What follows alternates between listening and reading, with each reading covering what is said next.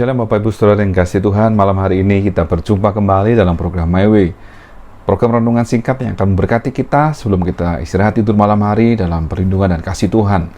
Dan malam hari ini kita masih akan membahas satu tema, yaitu disiplin persekutuan, di mana tujuan kedisiplinan rohani ini adalah untuk meningkatkan kerohanian kita dan hubungan kita kepada Tuhan. Malam hari ini kita akan bahas disiplin persekutuan bagian yang pertama. Kita akan baca terlebih dahulu di dalam Kisah Para Rasul 2, Kisah Para Rasul 2 ayat 42 sampai 45. Begini bunyi firman Tuhan. Mereka bertekun dalam pengajaran rasul-rasul dan dalam persekutuan, dan mereka selalu berkumpul untuk memecahkan roti dan berdoa. Ayat 43. Maka ketakutanlah mereka semua, sedang rasul-rasul itu mengadakan banyak mujizat dan tanda. 44. Dan semua orang yang telah menjadi percaya tetap bersatu, dan segala kepunyaan mereka adalah kepunyaan bersama. Ayat 45. Dan selalu ada dari mereka yang menjual harta miliknya, lalu membagi-bagikannya kepada semua orang sesuai dengan keperluan masing-masing. Ternyata untuk kita bertumbuh secara rohani, kita harus terus menjaga disiplin persekutuan. Mengapa demikian? Karena ada aktivitas di dalam persekutuan yang membuat kerohanian kita makin bertambah. Jika kita melihat di dalam Kisah Para Rasul 2 ayat 42, yang dilakukan adalah bertekun dalam pengajaran rasul-rasul.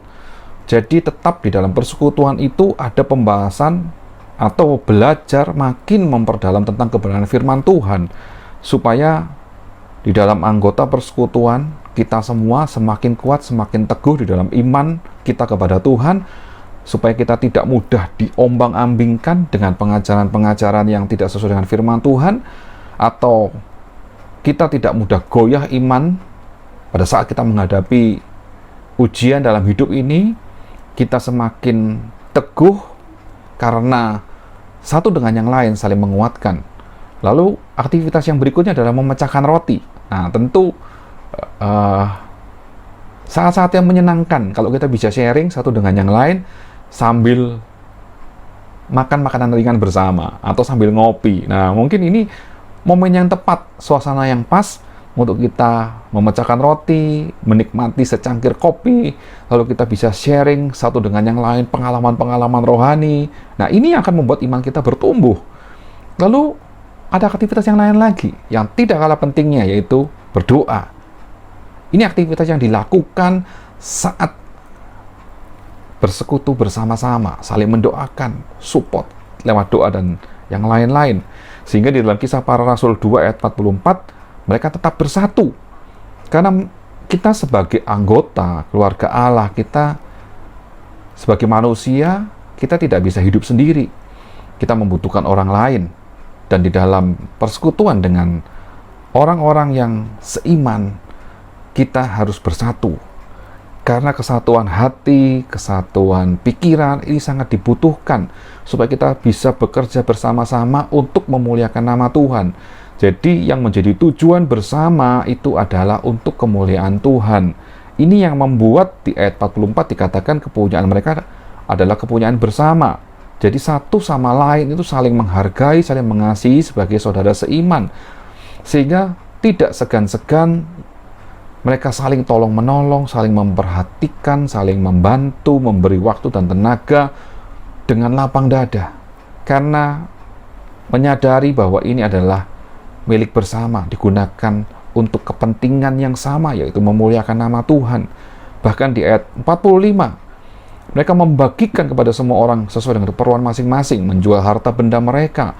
Artinya mereka semua yang ada di dalam persekutuan itu menyadari fungsi dan tugas sebagai anak-anak Tuhan yang bersekutu bukan hanya sekedar berdoa, memecahkan roti, bertekun dalam pengajaran rasul-rasul, tetap menyatukan hati dan pikiran, tetapi ada satu tindakan yang dilakukan untuk menolong rekan-rekan atau saudara seiman yang membutuhkan pada khususnya. Dan ini sesuatu hal yang harus dilakukan dengan disiplin. Karena kita lihat satu contoh ya dalam kehidupan nyata di alam. Bagaimana proses fotosintesis itu terjadi. di mana tumbuhan itu memanfaatkan air, lalu zat hara, karbon dioksida yang ada di udara dengan bantuan sinar matahari untuk menghasilkan zat nutrisi yang dibutuhkan oleh tumbuhan, di mana proses ini juga menghasilkan oksigen, dan proses ini terjadi di daun oleh klorofil. Jadi tumbuhan pun untuk bertumbuh itu membutuhkan satu proses yang dinamakan proses fotosintesis yang dilakukan setiap hari terus-menerus dan harus dilakukan dengan fungsi masing-masing dari organ tumbuhan tersebut. Sehingga kita tahu bahwa di dalam komunitas persekutuan pun ada aktivitas yang dilakukan sesuai dengan fungsi, bakat, tugas, karunia dari masing-masing anggota untuk berinteraksi satu dengan yang lain. Sehingga kalau di dalam Ibrani 10 ayat 25, satu ayat yang terkenal yang kita baca, janganlah kita menjauhkan diri dari pertemuan-pertemuan ibadah kita seperti dibiasakan oleh beberapa orang, tetapi marilah kita saling menasihati dan semakin giat melakukannya menjelang hari Tuhan yang mendekat.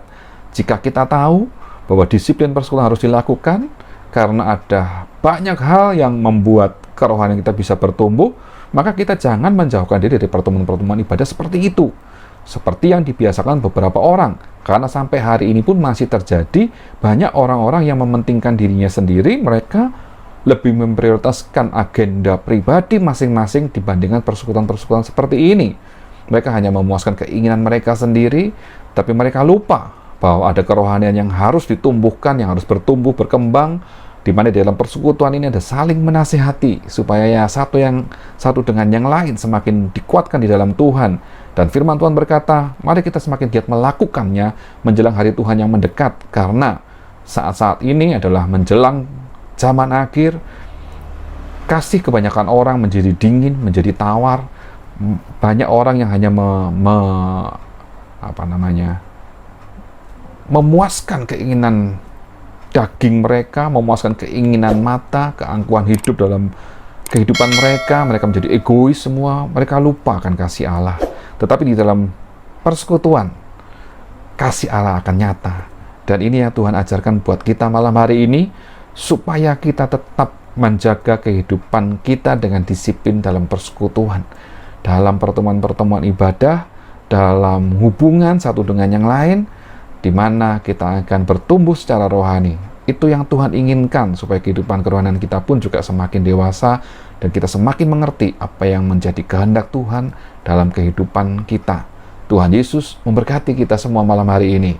Shalom, sampai jumpa. Haleluya. Amin.